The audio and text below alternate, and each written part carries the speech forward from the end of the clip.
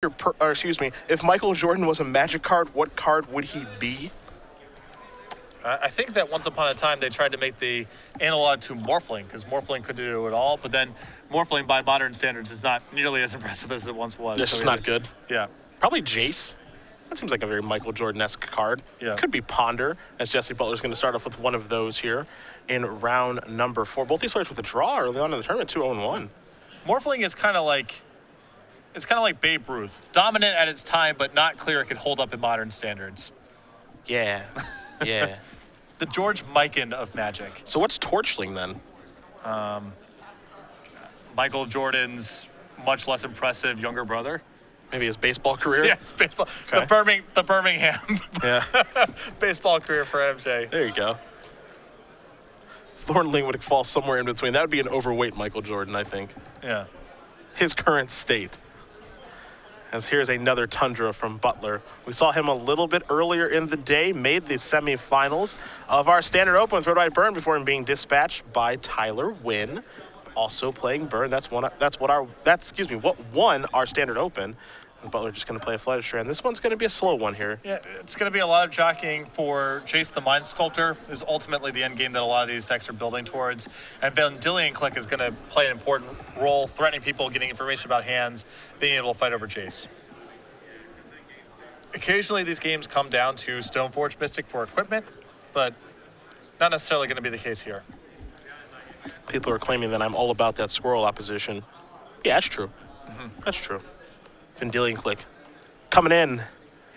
Gonna break the parity here. Looks like we're probably gonna have a fight over this. Does Chihoy want to make a move? He's gonna start by sacrificing an Arid Mesa. Down to 19 he goes. And the Blue-White-Red Miracles deck is so complicated to play, in part because there's so many implications for each shuffle. I mean, you're looking at fresh hits with Counterbalance, Brainstorm. So your fetch lands are really valuable resources. And of course you need mana in certain spots too. So even decisions as seemingly simple as this are quite complicated. Yeah, sacrifice a Scalding Tarn as well. You see sacrificing the fetch lines one by one, it'd be easy to say, why don't you sacrifice them both at the same time? Well, as you mentioned, the fetch lines are very important. Also, which ones you sacrifice matter too, because, you know, this deck, part of the power of this deck is the fact that it has so many basics. Yes. So, you know, that Flooded Strand might be reserved for a Plains, whereas the Scalding Tarn can only search for an island or a non-basic. Here's a Brainstorm. So hit 1, 2, and 3. You see a Jace and a Red Blast picked up here. And again, the other thing too is that Yim doesn't know exactly what he's up against right now. We know it's Blue-White Stoneblade, just like you guys do at home, but he could also be against a deck that does have Wasteland. It's not inconceivable. This could be an opening that you see from something like Blue-White-Red Delver. Vendilion Click's a little out of place in that list, but it's not impossible.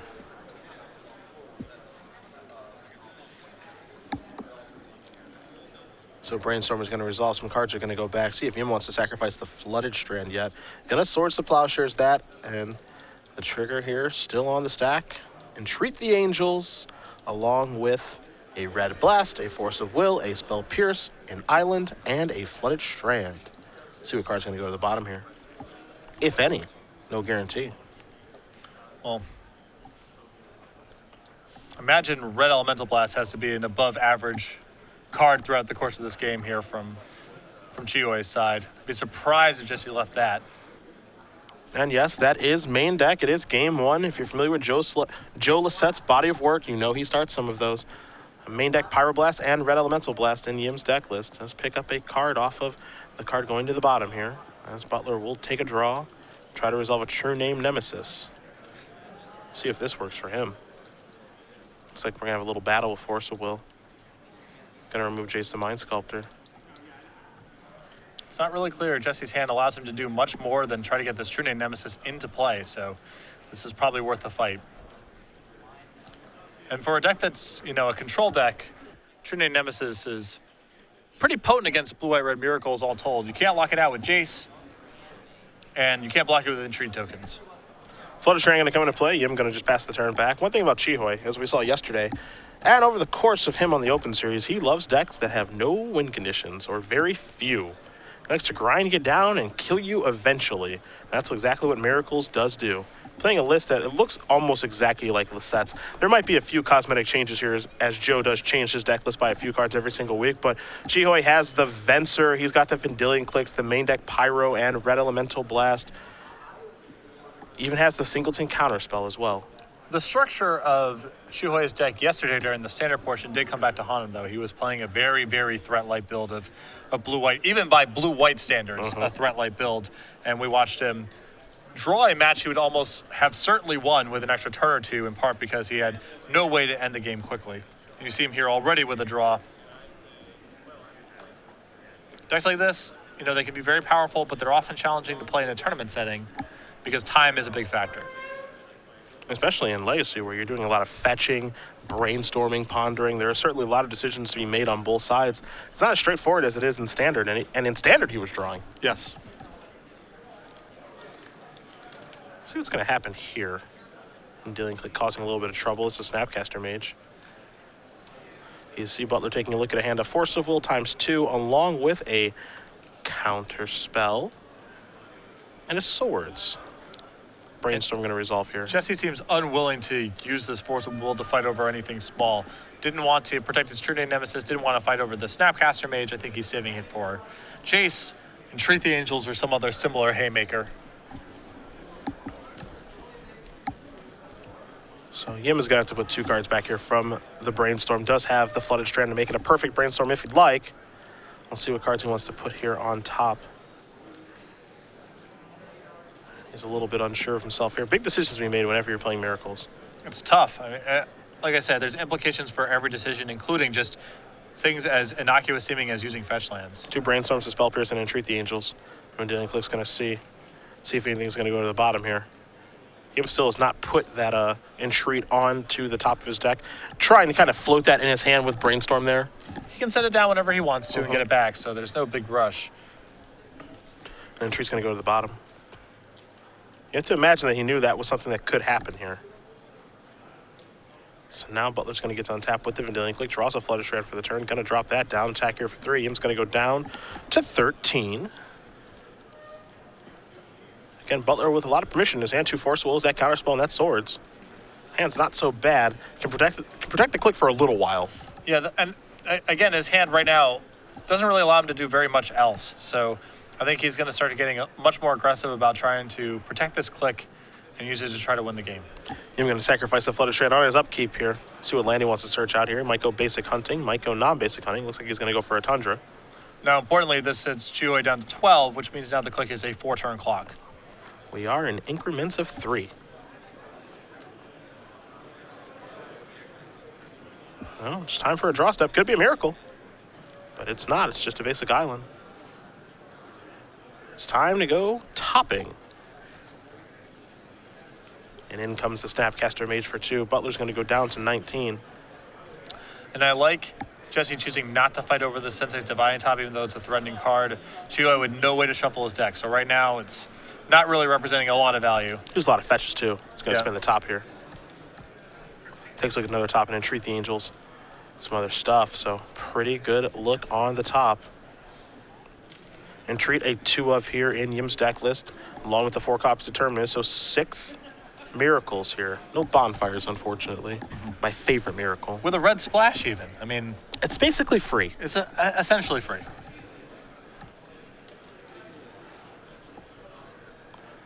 See if he wants to make a move. Brainstorm says yes.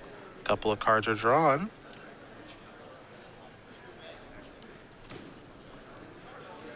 Gonna put back a Plains and an Entreat. Spin the top again.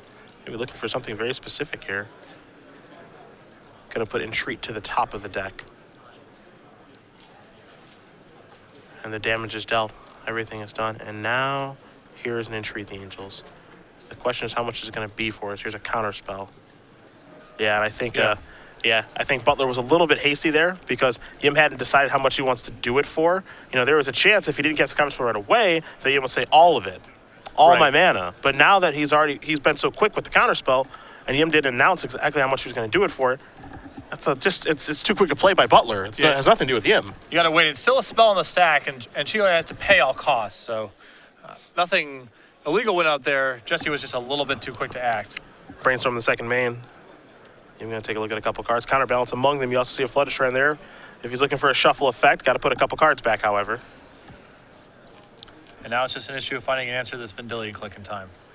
Well, at 9 life has a little bit of time, but not a ton. See if it's time to drop the counterbalance down. That's the question. You see Butler's hand, 2 forcibles and a source of plowshares. Just trying to protect from dealing click at all costs. Butler going to get to untap, take a draw here.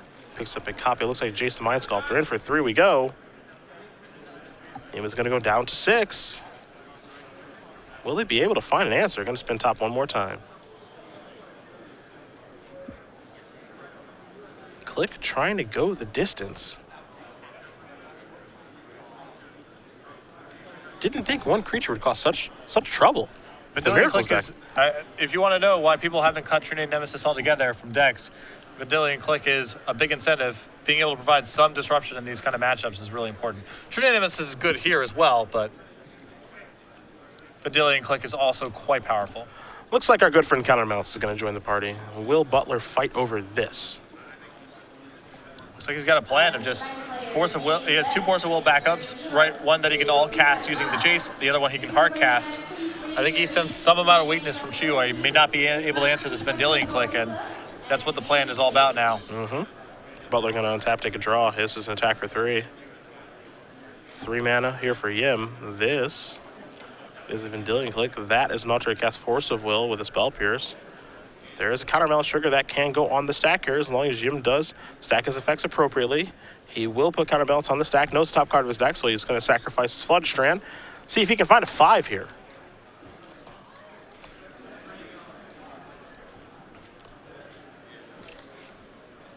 There's a Plains. And if he's able to trade here, things get really bad for Jessie. Oh, yeah. Oh, yeah. Because he is running out of spells he's going to be able to resolve for the remainder of this game. It's kind of this Vendilion Click or bust, honestly. Take a look at the top 3. You see an Entreat among the other cards. Not sure if you found a Force of Will or not. Force of Will is the card he's looking for. 5 mana. Oh, boy. Force on the Force. That is tough. All you can do is shrug those shoulders now. And the Source of Plowshares, well, that gets taken care of by the Sensei's Divining Top. So Butler looks like he got very close. Here are the 3 cards in his hand. You see the Jace, you see the Force, and you see the Swords. Yim will decide if he wants to put any of those cards on the bottom of the deck and give Butler a fresh card. Going to decide how much those matter, given that he knows the top 3 cards of his deck and the couple of cards in his hand. And you know those Vendilion Clicks are going to trade now. Yeah, since the Jace is at minimum worth a Brainstorm, I would imagine that Jace goes to the bottom here. It just depends if there's any particular card that Chihuahua is especially concerned with Jessie drawing at this exact turn. Yeah, kind of scary to let Jace just hang around there because it's Jace. But is it okay to just let Jace stay around right now? It doesn't seem like the worst. I'm going to take a look at the hand before making a decision here. And quite the decision to be made. You don't know, there could be Supreme Verdict in Jessie's deck. Yeah. And then all of a sudden this Jace becomes a headache. It's going to leave it. There's the trade. Clicks will both go to the graveyard. Butler's going to follow up here, I think, with the Jace. I think Yim's plan here might be I can just draw a card with top, draw the Force of Will, and Force of Will this with the blue card. That looks like it's what it's going to be. Just draw a card with top. Is that okay? Going to sacrifice Flooded Strand here. So he's doing this in response, so the Sensei's Divine Top isn't on top of the deck. Yep.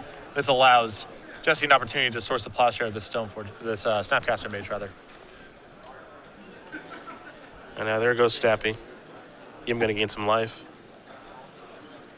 You can see Butler kind of hammer the table a little bit. Feels like, man, this one may have gotten away from me here. Top on top. Force, removing a blue card. It'll be a Spell Pierce. There goes Jace. Now Butler's just got 1 card left in his hand. It's a Force of Will, which Yim does know. So he's exhausted Butler's resources. He has a top coming, also has a top in the grip. He knows 2 of the top cards of his deck. The 3rd one is a mystery down low. So if Chihuahua was willing to use Force of Will in that spot, I'm not quite sure what he was playing around by not putting the Jace on the bottom except for just Supreme Verdict. Sure. And even Supreme Verdict, at that point, the Clicks have traded. I suppose that's true. I guess, you just don't know what your opponent could draw for that. If you put the Jace to the bottom, you're not sure what your opponent can draw. I guess you make the argument that there's nothing better than Jace, but also the certainty of knowing it's Jace and you can counter it is probably pretty comforting. Sure. There's Stoneforge Mystic. See if this is going to resolve. Yim's top cards right now. He's got an Entreat up there along with the Terminus. And that Stoneforge is going to resolve. Again, this is the kind of game that Yim wants to play. He likes his decks to not do very much, grind you out of resources and win at his leisure. He's been able to do that twice today. Did pick up a draw trying to attempt it, but it looks like he's going to wrestle game number 1 away here from Butler unless he's able to put together something really nice here soon. This Batterskull is unlikely to get it done in the face of this Entreat. Yeah. So. I think that's the big problem. The other problem here, too, is that Yim knows exactly all the cards in Butler's hand. He knows it's Batterskull Force of Will. He saw that with the click, and so as long as he has recorded the information appropriately, the green light is actually on for Entreat the Angels right now. Yeah, there's the question of does he want to Terminus this turn and then Entreat the following turn, or? I want to Entreat. Give me 4 Angels. I can just kill you. Yeah, I agree. It just he has to contemplate this for a moment. Give me 4 Angels. That's my turn. I know what's on top of my deck, and what's the worst that you can do. So there are your 4 Angels. I'm going to pass the turn back. Over to Butler, who's going to draw a card. It's a copy of Scalding Tarn. That's not going to get it done, and Chihoy Yim is going to win game number 1 here. Blue-White-Red Miracles up a game over Jessie Butler and Blue-White Stoneblade. You see the players sharing a laugh. They're pretty familiar with each other. Same kind of PTQ area. Open Series events have both been played by these guys as well. We're going to move on to the sideboards. Just like them, you've got Jessie Butler in front of you. A Supreme Verdict, 2 Rest in Peace, 2 Fluster Storm, Path to Exile, 3 copies of Meddling Mage, and Riki Gensari, a Detention Sphere, 2 copies of Swan Song, a Humility, and a Trinity Nemesis. I really like the Trinity Nemesis, the 3 copies of Meddling Mage, and the 2 Fluster Storms, and the Detention Sphere. Basically, a little more tempo, a little more removal. Other side of things, 2 Red Blast, a Vendilion Click, 2 copies of Supreme Verdict, a Venser Shaper Savant, 2 copies of Wear and Tear, 2 Rest in Peace, a Sulfur Elemental, Relic of Progenitus, a Pithy Needle, and 2 copies of Fluster Storm. Well, gotta love Red Blast. You know, he's got 1 of those in his main deck and a Pyroblast, so I want more of that effect. Yeah, Vendilion Click's pretty good at simply trading with other Vendilion Clicks, but also getting information. You probably like that. You can argue about Supreme Verdict here. An Uncounterable Wrath is probably pretty good. Also, a blue card to remove a Force of Will. Don't know if he wants an additional Venser. The first one may not even be that good in this particular matchup. Wear and Tear, certainly okay when you're playing a deck that has to have Stoneforge Mystic. So just a lot of options here for Yim. And you can expect that he has some enchantments in his sideboard, like Detention Sphere, Oblivion Ring, he may be bringing in as well. Yeah. So Wear and Tear is a really safe card to bring in. You can make an argument for Pithy Needle as well. Yeah. You saw Jace. To me, the big one here is the Supreme Verdicts. It's really hard for Jessie to play the game effectively against this card because his whole game plan is kind of get out in front on the board and protect things with counter spells before you're able to assemble a defense. And Supreme Verdict throws a wrench into all that. And this is actually what makes Legacy one of my favorite formats, too, is because you take a look at this sideboard that we mentioned for Yim. We'll run it down again. 2 Red Elemental Blast, a Vendilion Click, 2 Supreme Verdicts, a Venture Shaper Savant, 2 Wear and Tear, 2 Rest in Peace, a Sulfur Elemental, Relic of Progenitus, a Pithy Needle, and 2 copies of Fluster Storm. You can make arguments for about 11 of those cards to come in this matchup, and it's hard to say if any of those are right or wrong. You're right. There's a lot of flexibility in a lot of different ways that Chihoy may want to play the matchup. But to me, I think his best plan is, you know, Counterbalance Top is pretty powerful in the matchup, so is Supreme Verdict, and he can win arbitrarily after that point. So either setting up Jace or setting up Entreat the Angels, that's going to be good enough to beat Jessie as long as he keeps the board relatively stable. We'll see how both players do decide to sideboard here, as if you are just joining us, we're in round 4 of 8 here in Knoxville, Star City Games Legacy Open. From Evan Irwin's hometown, Knoxville, Tennessee, Cedric Phillips, Patrick Sullivan. It's been fun thus far. Tyler Wynn winning our Standard Open, undefeated all the way through. Number 1 seed in the elimination rounds, number 1 in our hearts, and the only player left standing after our Standard Open concluded this morning. See who's going to win our Legacy Open here. Again, the race between Rill, Van Meter, and Lisette is on. Fabiano probably playing in some IQs this weekend. See if he can catch up as well. It's been a fun race to watch. Van Meter is 1-2, however, so his top 8 dreams are likely dead. We know that Lisette did pick up a draw earlier in the tournament, and then Eric Rill started off 3-0. So pretty good stuff there. It's going to be a really close race. I think New Jersey and Indianapolis are going to be quite fun with all those players duking it out for those points. Yeah. I think Indy is just going to be crazy to watch. Jersey. And we make our way to Columbus as well. Again, Eric Rill did start off 3-0 here. Andrew Snyder with Blue Red Delver, 3-0. Alex Bertoncini, 3-0. He made top 8 yesterday with Black Green Devotion. McDarby, 2-1 with his Veteran Explorer Planeswalker deck. Hooglin, actually don't know what he's on this weekend. Probably some Mox Diamond Loam deck. Usually that's what he's doing. 2-1 as well. We'll take a look at the second page. You see Lisette. Uh-oh. 1-1-1. I don't know if he wins out, if he can make it or not. We'll see. And then a lot of players, Van Meter, Atkins, Ketter, players who are chasing Open Series points, not only for Season 2, but for the overall. Not a good tournament for them. And then Tyler Wynn, our Standard Open champion, 1-2. He's out of here. The curse continues. Hey, nobody said it'd be easy to go back-to-back here. As you do see a Plains from Butler, Yim with a Tundra. But it's been especially rough lately. Yeah, it really has been. There's Stoneforge Mystic. See if this resolves. Now, Mishra's Factory possibly gives Jessie a totally different angle of attack in this matchup. Chihoi's Jaces are a little less stable, and it's harder for him just to win with Supreme Verdict. So you don't see Mishra's Factory a lot in these decks, even though it's incredibly powerful. But this may be a matchup where Mishra's Factory does a lot of work. Yim will take a draw. As you did see Stoneforge Mystic search up the old Batterskull, and here is a Brainstorm. You see that Yim does have a Terminus in his hand, so the chances are he's going to probably want to put that back on top of his deck. Also picked up a copy of Entreat the Ancients as well as a Pyroblast. So a lot of options here for the Miracles player. But already you can feel this is getting off to a better start for Jessie than the previous game did. Yeah. He already has a source of pressure that Chihoi has to answer pretty quickly. And again, the Mishra's Factory gives him another totally different angle of attack. And no Wastelands in Chihoi's list naturally, so Mishra's Factory is going to be problematic. This Brainstorm is certainly big, and you can see that Yim is taking his time and analyzing things. He knows what Stoneforge Mystic can bring to the table, which is a Batterskull, potentially other equipment. The tough thing here is that the Brainstorm kind of lays out the foundation for the next couple of turns for him. Yeah. What's important, what's not? Do you want to fetch things away? He's just going to play a basic island before passing the turn back. So the cards that are on top are pretty important to him, as Butler is going to pick up and play an Arid Mesa. See a bunch of blue cards over there in his hand with the Batterskull. I imagine with the Spell Pierce in hand, Jessie's not going to be in a big rush to move. Terminus comes rolling off the top. There is Spell Pierce. That Butler's going to cast off of the Arid Mesa. See if he wants to search up a Tundra here, and he will. So it looks like Terminus is going to get countered. And even more of a great start for Jessie here.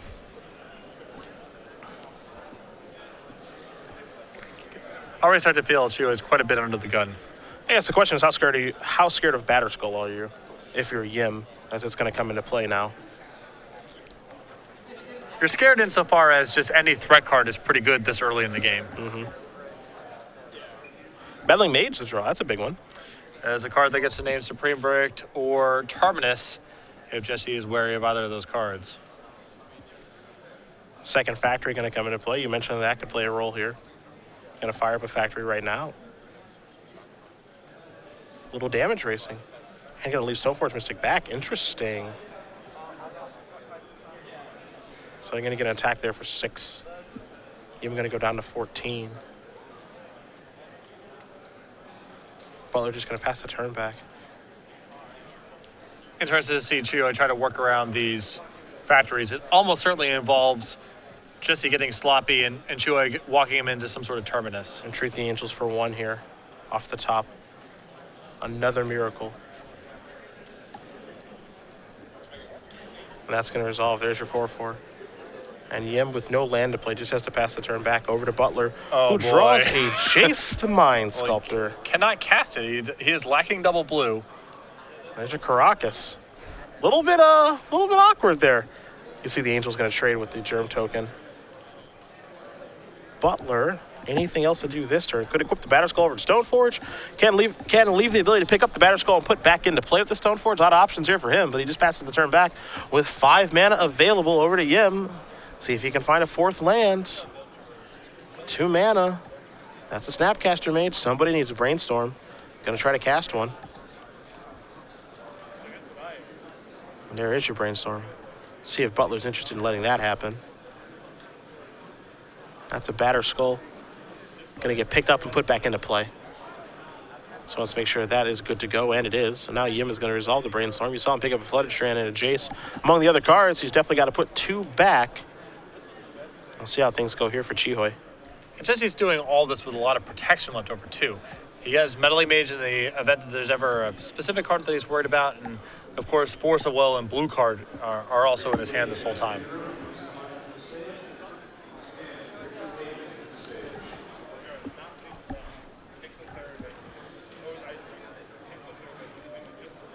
Decisions, decisions. This is tough. Chihoi's just getting attacked from so many angles right now is a part of the problem. Feels like game one, but he was able to pull it out. Yeah, although, again, the factories just make this so much different. He can no longer just set up Supreme Verdict. That was a route that he had in the first game that no longer works.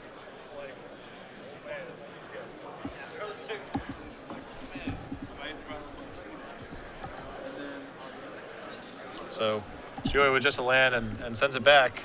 Yeah, sure. I mean, Strand's not bad here. Allows him to shuffle. Needed a fourth land for that Supreme Verdict, so you actually got to kind of like it. I agree with you, however. The bigger problem here is the card he's activating. Yeah. He can't block with the Snapcaster because he can pump the factory with his other factory. You know, wait, as much coverage as we've done this year, I have not seen a lot of factories. Mr. Factory is one of the most powerful cards that sees very little play in Legacy. We talk about how great Mutavault is. This is basically an analog. You could argue better than Mutavault. Well, the biggest issue is just there's a big opportunity cost of playing colorless lands because of Wasteland, and games are over so fast sometimes that there's not a lot of room to be messing around with things like Mr. Factory. But in matchups like this, Factory is very, very good. I'm going to sacrifice that Flooded Strand on his upkeep, clear away some of the garbage, see if he's going to go hunting for a Volcanic Island here. Again, we know he's got access to Red Blast and Pyroblast, 3 and 1 of each, and he's going to go get himself a Volcanic Island, turn those cards on. You also notice that he has double white to cast Supreme Verdict as well. Yeah. And it's actually got to be a pretty good feeling. I don't know. We don't know if he knows this. It looks like Butler and Yim are friends, but you don't know if he knows that, you know, it's actually pretty safe to Wasteland. It's not there. Yeah. From the other side of the table. Yeah, there's Supreme Verdict. Not going to counter that, my friend. Get that Batter Skull, that Stoneforge out of here. This may be opening up the opportunity for Jessie to resolve something even more powerful like just the Mind Sculptor. That card's like okay. It's pretty good in this spot. Opponent with no board, no ability to attack. Yeah, it's like not bad. Gonna pick up Batter Skull here. Could potentially shuffle it away.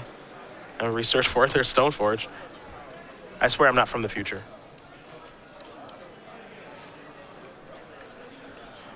But it seems like just playing Jace is easy this turn, but there are a lot of decisions actually. Yeah, there's Jace, and then how do you want to follow up? Yeah. I mean, he can play another Stoneforge Mystic, he can hit with the Mistress Factory. I feel like he wants to keep damage racing, gonna play Stoneforge. I expected him to play Jace. Still can, as he set the necessary mana aside. Now here's just Sword of Fire Knights. That adds another dimension to things. And now he can attack with both factories, still play Jace, or play Meddling Mage and hit with one factory. Just a plethora of options. We're going beatdowns. How do you feel about not even trying to get Jason to play? Oh, this is fine. I mean, you don't know. Chihoi could have Force of Will for all you know, so it's a little rough to use your entire turn that way. We've got Force Will on our side, though. I don't know if he wants to pick that kind of fight. Okay. Maybe you're just getting untapped and getting hit by Red Elemental Blast the next turn. It's really hard to imagine Chihoi beating this. Yeah. I mean, when you've got that many decisions to make, you know, you could redeploy Batter Skull. You could play Jace and attack with a factory. You could attack with two factories, play a Stoneforge. You know, he's got so many options. He could play Meddling Mage on either Entreat or Terminus or something like that. Meddling Mages are actually a pretty hard card to name with the situation. There's so many, and he just does what seems like a rather simple line, which is fire up two factories and play a Stoneforge. You know that Chihoi has a lot of ways to contain the board. I mean, he's got counterspells. He's got, you know, sweepers, ways to answer individual permanents. It's a lot less clear if he has a way to just stop these man lands from hitting him. So I like Jessie just trying to maximize this. Time to go Pondering. That's going to add another dimension because he's looking at Swan Song, True Name, and Brainstorm. All those cards are good and have an impact on the game. They're all blue for Force of Will as well. Me oh my. This is hard stuff here.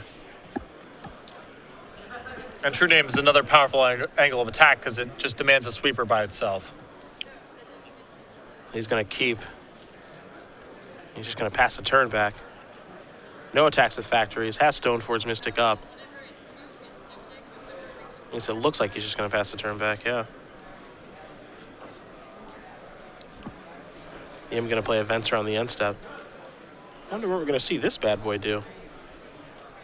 This could cost some action. I don't know. It's possible that Jessie just says that's fine.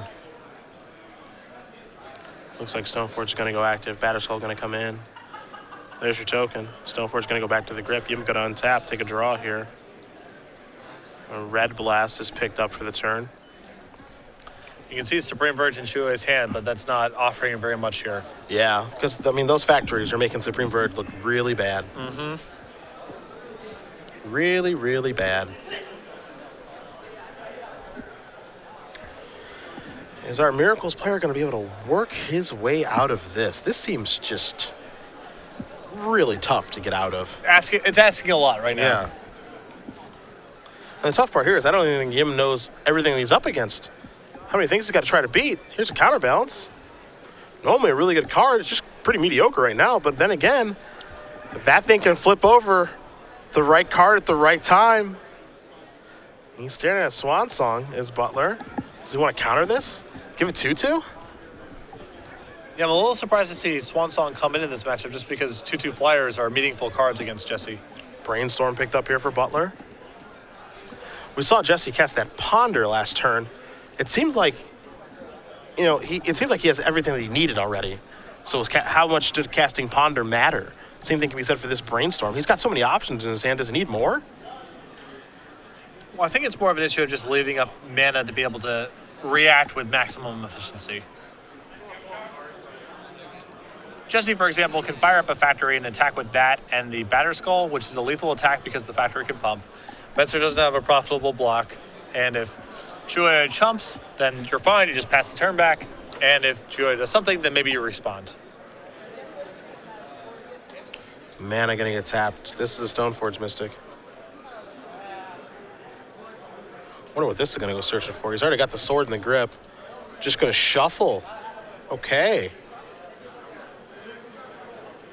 Nothing to search for, and he says, all right, attack with my Batterskull.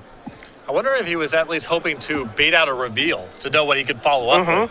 He maybe have been willing to throw away the Stoneforge Mystic just for information. You wonder if Chihoi didn't counterbalance that on purpose, knowing that his opponent's out of equipment. Yeah. Little game inside the game as Jim does pick up another copy of Jason Mind Sculptor that he does not look comfortable casting at this point. Levels upon levels upon levels.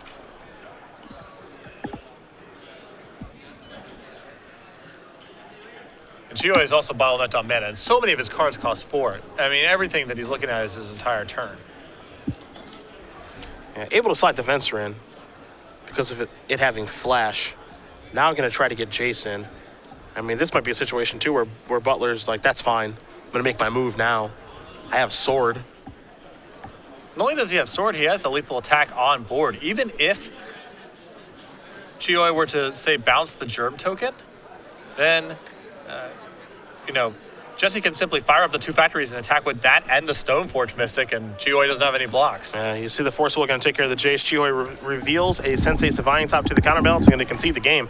So game number 2 heads Jessie Butler's way, and we're going to fire up a third one here in just a little bit between Blue-White Stoneblade and Blue-Red Miracles.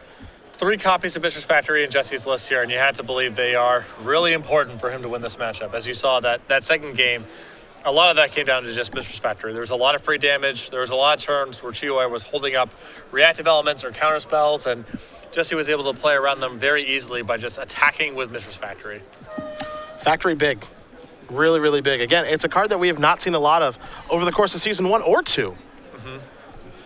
But it had a huge effect, and that might be a card that actually people might go towards maybe to beat Miracles. A lot of trouble with that card. And I also wouldn't be surprised if Yim definitely brings in the Pithing Needle now. He may have brought it in for game 2 because you saw Jason Stoneforge, but you got to believe it's in now because Factory caused a lot of trouble. Yeah, it's not clear that Shuoi cares that much about equipment, so maybe you don't bring it in for that game just to fight over Stoneforge Mystic and so forth, but once you see Mistress Factory, it's got to be coming in. Yeah. Both players realizing how much time is left here and that the games do take a little while. We're going to be under 16 minutes in just a little bit here of round 4 of 8 of our Legacy Open here in Knoxville. I know when the last time it is that I've seen Mistress Factory in a list without Standstill. I almost always associate those cards as being paired with one another. You want to talk about a card we haven't seen for a while. Standstill. It doesn't even, I mean, we barely even see Merfolk, and it barely sees play in that deck, and that's a vile That's a Aether Vial deck. And it has Mutavaults, too. It's a great Standstill deck. We haven't seen Standstill in forever. I think Standstill is a little rough in a world where even the control decks are playing Deathrite Shaman. You're just behind early. I want Standstill to have a home. I like that card. Still okay. I think Merfolk is still okay as a deck. It's just not what it used to be. I think Standstill is just a cool card design. That's all. It's more cool as a thought experiment than it is cool in play, influencing people's plays. You're such a game designer. It's true. I apologize. I know it ruins a lot of my spikiness or whatever, but it is what it is. Scalding Tarn to begin for both players as Jim will take a draw. A Tundra before passing the turn back over to Butler. You see a counterspell now. Shooting Nemesis in the grip. Also has a Meddling Mage. Just going to play a Plains. Pass the turn back over to Yim. Takes a draw. Picked up a Brainstorm. Going to play a Scalding Tarn before passing it back. Pretty simple stuff here from both players as Butler does pick up a Brainstorm. Again, they can just make their land drops for now, but once the action starts to heat up, with under 15 minutes left on the clock, they don't have really a lot of time to mess around here as here's a Brainstorm. The big issue for Jessie right now is he doesn't have double blue, and a lot of his hand is blue dense. I mean, he has Meddling Mage, Brainstorm, Counterspell, and True Nemesis he can't even cast right now. And in these control mirrors, often it comes down to trying to chain together multiple spells, and that's going to be really challenging to do if he's not able to find a second blue mana quickly. On the upkeep, after Yim does put back 2 cards with Brainstorm, it's time to sacrifice a Scalding Tarn. Gonna search out a Tundra here. The other Scalding Tarn may be reserved for a Volcanic Island, be able to cast those Red Elemental and Pyroblast in this sideboard game. Looks like Yim may have dropped a couple, but it looks like we're all good to go here. He'll finish shuffling up and then take his 4th turn of this game. See what he's able to find with his draw. Adds a basic mountain. Ha! Get it? To his hand. I'm proud of myself. That was a good one. Thank you. I suspect that Jesse's getting a blue mana here because he wants to Brainstorm at the end of the turn. Also because he kind of needs one. Honestly. Yeah, he needs to smooth out this hand a little bit. It's a little rough around the edges, to say the least. And it is Brainstorm time. Be surprised if there's a fight over this. And there won't be. 3 cards coming. It appears as though he's found an island. Looks to be the case. So Jesse can start unlocking larger parts of his hand now. Time to put 2 back, and then I'll have to draw one of them.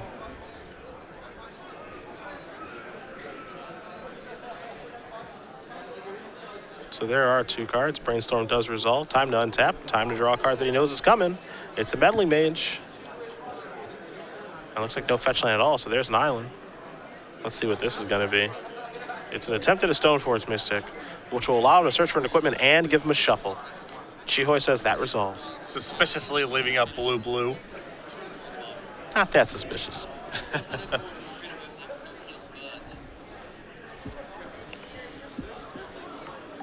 There's old Batterskull.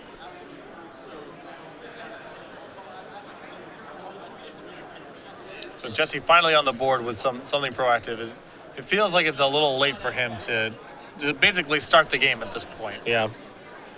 This is exactly how Chihoy wants things to go. Slow and steady. Been dealing click time. It is telling that the game that Jesse won, he was on the play with a turn to Mistress Factory Stoneforge Mystic. And here it's taking him a little while to get something going. The fun thing about Vanillion Click is it forces the action from the opponent. And that's what you like if you're Chihoy in this position. Chihoy looks like he's going to battle. You saw the Force Soul remove the Meddling Mage to attempt to counter the 3/1 Legendary Fairy. Chihoy immediately sacrificing the Scalding Tarn, probably looking for that Volcanic Island, and he is. Going to get that out. Looks like we're going to see one of these Red Blast effects here.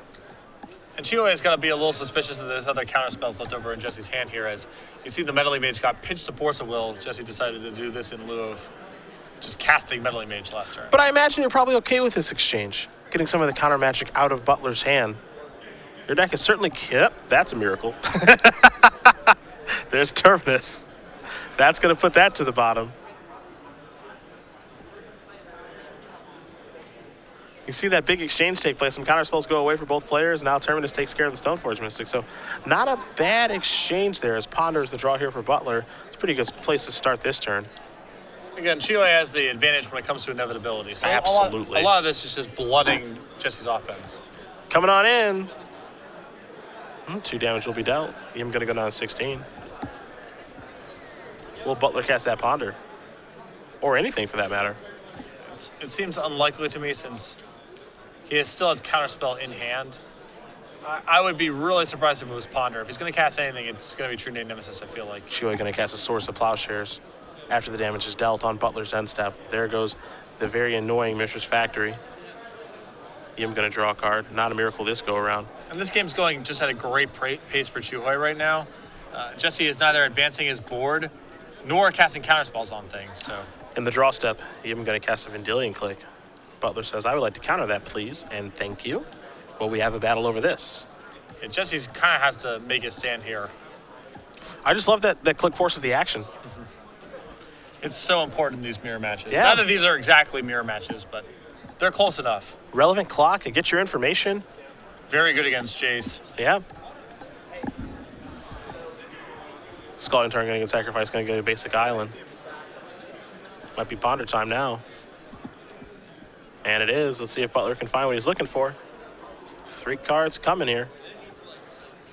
See a Spell Pierce among them. That was a very quick shuffle. Did not take long to think about that one. Needs to find something proactive. He needs something to do.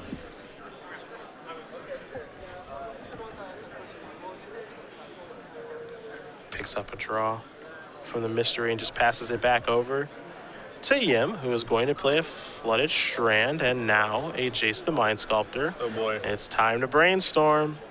We've seen this before. Jace on an empty board, and Chihuahua's even found a Terminus here to clean up whatever Jesse's follow-up is. And the problem here is you have to imagine Jesse's going to play follow-up things, likely that True Name Nemesis. Actually, that's no longer there. No, he's still there got it is. Okay, sorry. He went through his hand pretty quickly. Here's a Ponder. Force of Will among the cards. He's going to take that one to the grip. Or will he? A little shuffle action. I think the 2 lands are too big of a cost for him to pay there. And it's, he doesn't even really have a backup blue card right now if he does decide to cast this True Name Nemesis. So.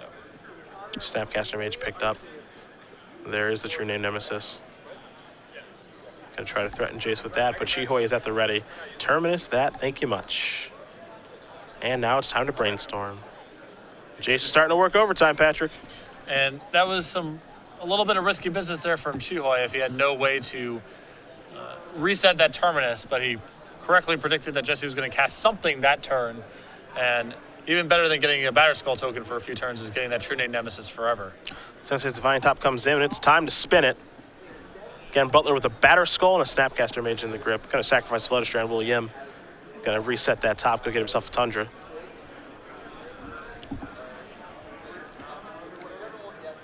Looks like it's time to spin again. Entreat the Angels among the cards. You also see Counterbalance. Smart play there. Shuffle around those cards pretty good. Don't give away any information. And now here is Counterbalance. We're working our way towards the lock. Snapcaster Mage. Can that come out and play? Yim says, let me take a look at your graveyard before I make my decision. Ah, there's a counterspell. There's a Force of Will down there. He says, I have Snapcaster Mage of my own. And I'm looking at a Red Blast. My Red Blast is going to take care of your Snapcaster Mage because I know the last card is Batterskull. Yep. I've known that for some time. Now it's time to take a look at the top card. And he says, you can leave that there. Flooded Strand going to sacrifice. The old gambit there is, always leave it on top 100% of the time because they're just going to shuffle with their fetch land. One day someone's going to do that and it's going to come back to bite them. Yeah. That's for sure. In spots where I've been dead 100% of the time, I have drawn just to see what my opponent was up to. I haven't been able to pull a trigger on a game where it was in contention, unfortunately. Batterskull comes into play. Yim's actually going to show Entreat the Angels on the top of his deck, maybe to say, hey, I kind of got you here. Yeah, he has Entreat and effectively unlimited supply of unsummons. Yeah, an extension of the hand is going to do it as that Batterskull Germ token will get unsummoned by Jace. Chihuahua Yim moves on to 3-0-1. Blue-White Red Miracles doing what Blue-White Red Miracles does, winning a match with very little time left on the clock. Blue-White Stoneblade is defeated. Butler picks up his first loss. Not sure if that's going to knock him out of top 8 contention. All he can do is continue to play on. But Yim will also do the same with no losses on his record.